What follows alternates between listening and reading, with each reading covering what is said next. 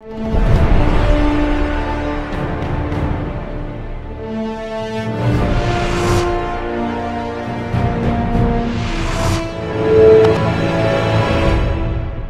and welcome to Leaders of Tomorrow, the only show on Indian television where you, the MSME, get center stage to voice your opinions and thoughts. This is ETNA's special daily initiative.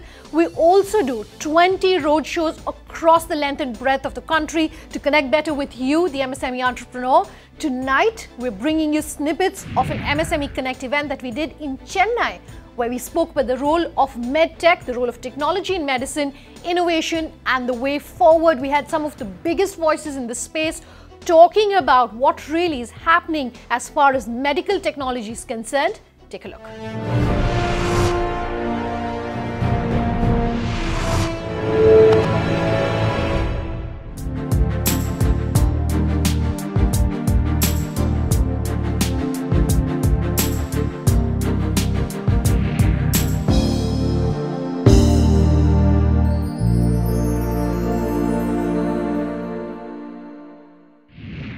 Professor Ganapathy, let me come to you. India is very vast. It is difficult for anyone to try and categorize it, no matter what industry you're looking at. But that said, the issue of healthcare, particularly in a country like India, is so much more relevant when it comes to startups, when it comes to innovation, because of the sheer size of the market. Where do you think the biggest opportunities really lie for someone who's looking at the space, for entrepreneurs who are looking at the space? One industry which is absolutely recession-proof is the healthcare industry. Whatever happens, you cannot live without the healthcare industry. That itself answers the question. Number two, there is a tremendous urban-rural health divide. Not in the lifetime of my great-great-great-grandchildren will we have enough brick-and-mortar hospitals, will we have enough specialists, super specialists located even in Tier 2 or Tier 3 cities. So I think there is just no question about it. This is not a matter of a debate. Obviously, there is tremendous scope if you are able to extend the reach of an urban doctor to suburban and rural India. Okay. My follow-on question to that, and I want to come to you on that, Arpit, is to talk about funding. We have a call-in show, and ladies and gentlemen, please do check out our call-in show. If you have any queries, we tell you how you can also reach us. 90% of the questions, no exaggeration, is from companies saying, how can I get funds? How is the healthcare industry for someone who looks specifically at healthcare and the medical industry? How is this different? How are companies raising funds? So what we are observing is that increasingly a lot of digital companies are able to raise money primarily because the kind of funding, private funding available, especially among the VCs and PEs, they understand the digital ecosystem much better. So you're talking about discovery platforms, you're talking about e-pharmacy platforms, you're talking about services platforms, able to raise much more money. In terms of pure play and deep IP-led businesses, we are only emerging, and only recently we have seen a spurt of funding because the lack of understanding of these businesses doesn't allow investors to play a very constructive role in these businesses. Having said that, I am very, very positive that given the opportunity that Professor Ganapathy talked about, it is going to be a very, very strong growth in this segment of the industry for next 5 to 10 years. Okay. So a report I was reading has said that India is the third largest market worldwide when it comes to investments into the country by MNC firms. Is that good news, or should we look at how more domestic companies can possibly be encouraged? See, although we tend to overvalue what foreign companies do to our country. For example, all the public market investment, FDI that we've been receiving is very good. However, if you talk about the constructive role that the Indian industry can play, you cannot underestimate that role.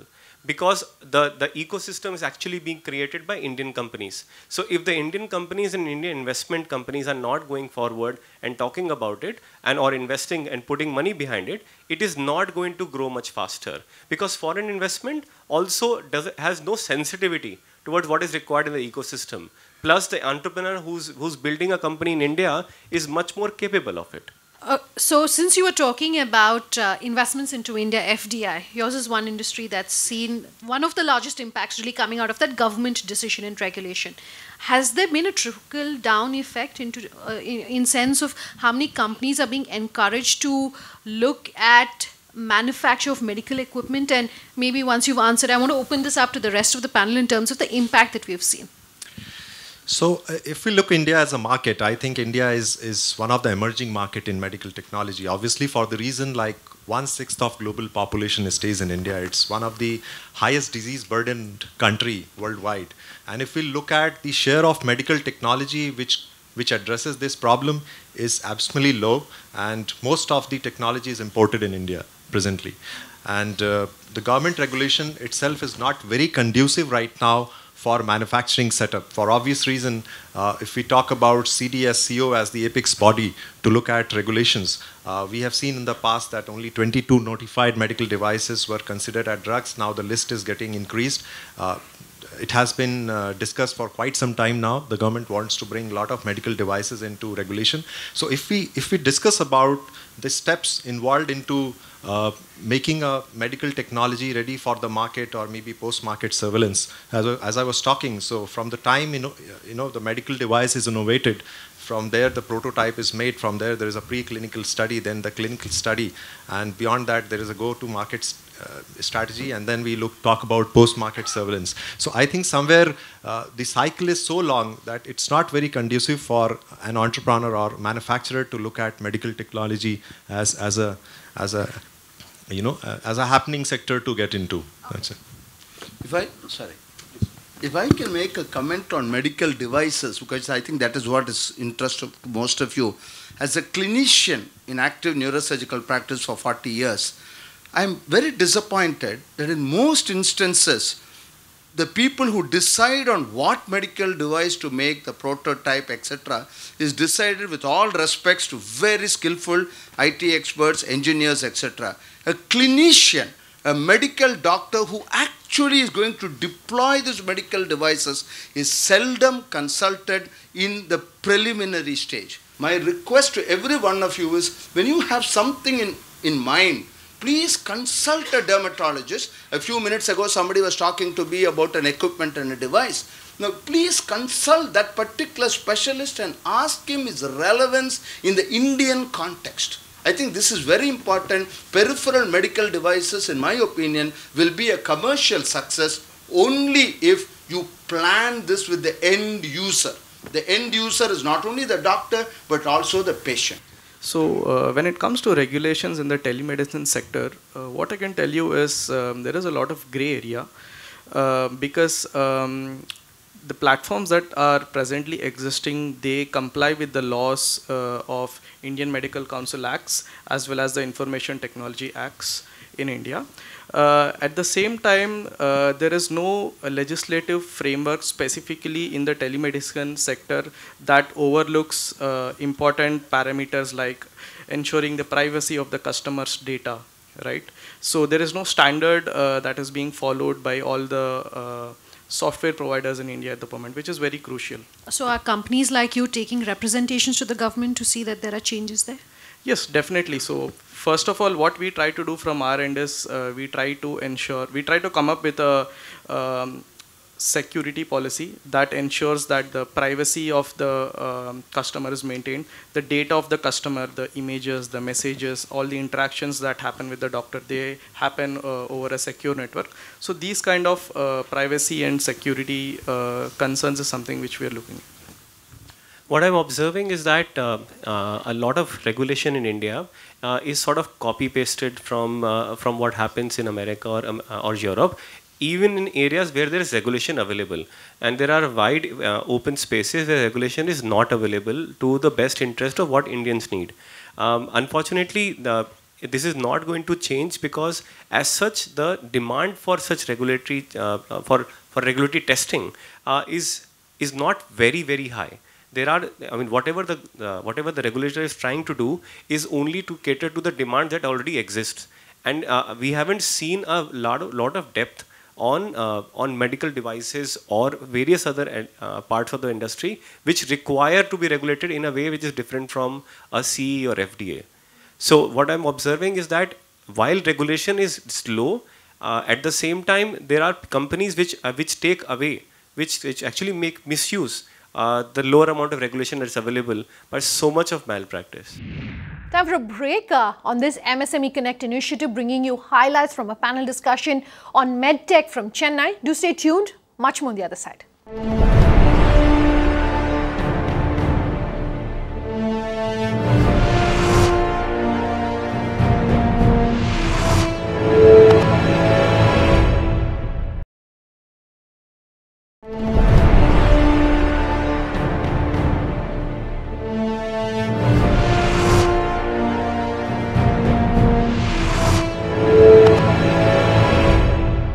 Back with us here on Leaders of Tomorrow. Tonight, we're talking about the role of MedTech and how entrepreneurs are innovating in this space. We were in Chennai earlier, and here are highlights from that panel discussion. If there are mics that have been handed out, are there any questions that any of you may have for our panelists? My name is Venkat. So my question is addressed to people who work in the, who convert medical this thing into electronic portals, So my question is, all these conversions into electronic e-products, right? Traditionally we used to have doctors and people, and so we're slowly converting every one of them into electronic. Is that a shrinking, or is it something increasing our service? In the sense that I see in my industry itself, like it's shrinking. Basically, employment is shrinking, the amenities are shrinking, and now the doctors, the end service providers, they now are utilized much more optimally, efficiently. So in the sense that the employment might shrink even for doctors, in the sense that they may be shrunk into that small gap, We always think that medical device means a mechanical, electronic device. And unfortunately, medical device is a broad category in which, you see, I work in wound care. 120 crore and 131 crore people in India, close to 65 crores are actually in the borderline diabetic. And eventually we are predicting that 10 to 15 crores of them will end up with lower extremity chronic ulcers, severely infected ulcers.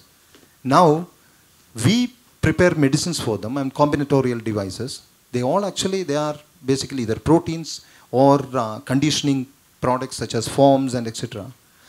But we are also categorized as devices. When you just think of this, and we have actually a product which we apply on the wound, it actually absorbs, it disappears.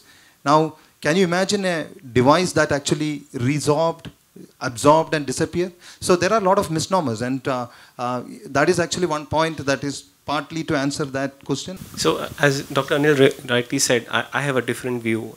What I'm observing is that increasingly, even in digital health and whatever happens on internet in healthcare, we are observing that the role of the doctor has been very, very strong, and the businesses that we have seen succeeding, maybe I don't have a 10-year view about it, but what I'm observing on the ground is the businesses which build a business around a doctor have seen the most amount of success. Because it just seems to me that doctors continue to hold the key for all kind of healthcare, digital or not. Our major problem in trying to introduce remote healthcare in India, and I have 17 years experience, is this, are the doctors. Most doctors are not very happy when I give a neurological consultation from the comfort of my house here or the comfort of my hospital department here. So what you said is absolutely right. Doctors are feeling threatened. You can always say this is a transition phase, I agree, but this phase is equally important. Doctors now feel threatened that peripheral medical devices are eventually going to take them over. I would very strongly urge all of you to please keep this in mind. Don't develop a product for ROI. Develop a product because it is relevant to society, and your ROI will increase 100 times. Sure, Vivek. So I would just sum it up. So technology can be a threat or can be an opportunity. You just need to understand and embrace it. I just very quickly want to pick up on one of the points that was made in terms of innovation, and I want to ask you, Arpit. I understand, correct me if I'm wrong, that India is largely a market for products. There's not too much innovation that happens outside of products. We've had, companies like a Biocon, for instance, which came all out of the government saying there is no encouragement for R&D in India. Medical products as well. We were just talking about the majority of it is being imported because there's not much happening in India.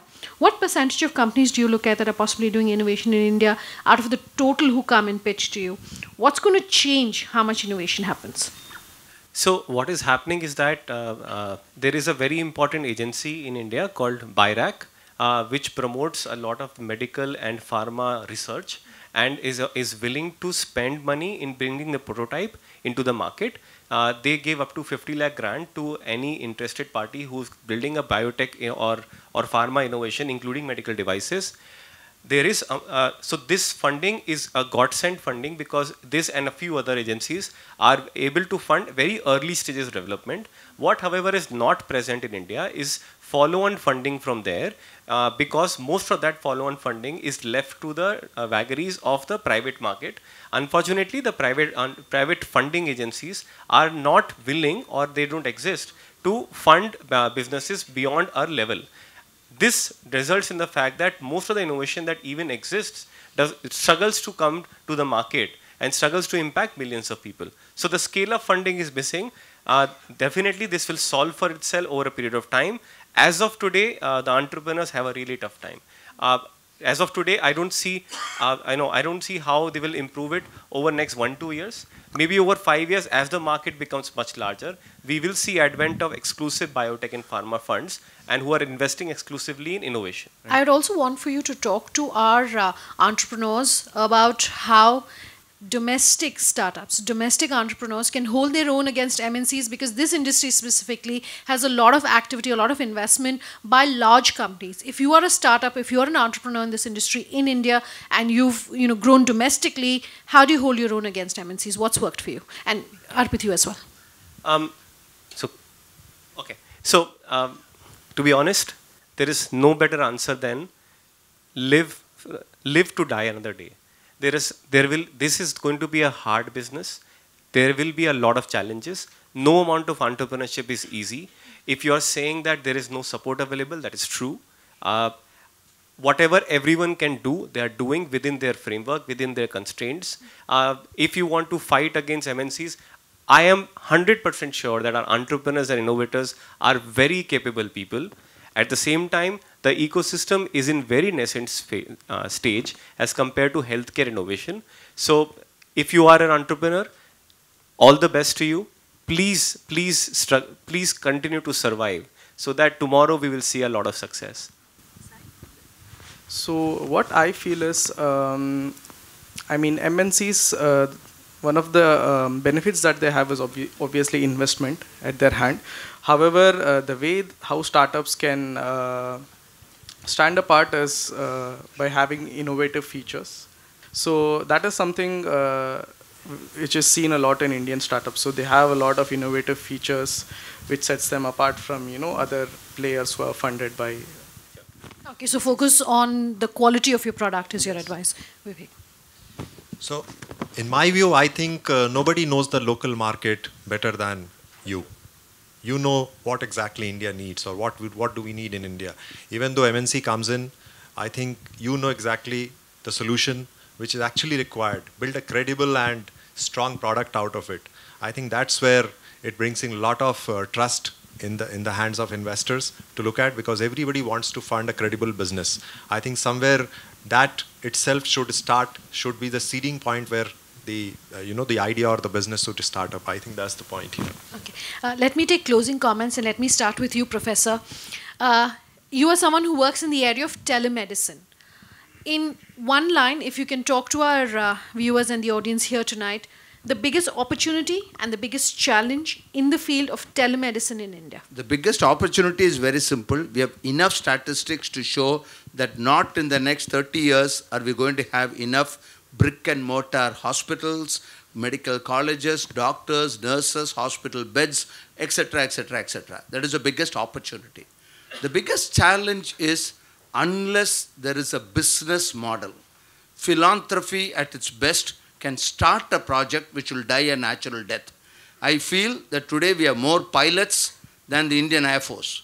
We have more pilotitis. We suffer from a condition called pilotitis. We have done excellent pilots, but we have been unable to integrate it into the core of the healthcare delivery system for a simple reason: there is no business model. Arpit, to the audience assembled here tonight as well as to our viewers, 2 or 3 areas that you think, whether it's in the medical space, whether in the healthcare pharma space, that you think present huge opportunities for innovation and that you think will definitely pick up, and that possibly your advice would be to look at those areas? To me, 2 things really stand out. One, solving the problem of scale by using technology that is available, computing technology. Broadly, it is called digital health, but clinical grade digital health is definitely something that we should all look at, where you're talking about using computers to detect diseases, using diagnostic equipment, or you're talking about solving problems, or you're talking about implants, using digital technology which is clinical grade and really solves someone's problem is one area that I will really urge everyone to look at. The other area is to increase access by either reducing the price point or by increasing the penetration of the equipment, which is primarily through through telemedicine methods. You can call it telemedicine, you can call it IoT, you can call it remote monitoring. Whichever way you look at it, these are fantastic area. We are a very large country with very complicated problems, and if entrepreneurs are looking at these 2 areas, I'm sure the future of country is very bright. Okay, all right. Thank you very much, gentlemen, for all being here tonight. Completely out of time on this episode of Leaders of Tomorrow. We will be coming to your city soon, so do stay tuned. If you have any ideas or feedback for us in terms of what we should be speaking about in each of your cities, do remember you can always write in at leadersoftomorrowtimesgroup.com. On social media, LOT_ET now is our Twitter handle, or tweet at me personally at Sunand_J. Leaders of Tomorrow on ET Now is our Facebook page where you can leave your comments, feedback, suggestions, or call us on that number you see on your screen. We love hearing from you. Thanks very much for watching. Have a good night.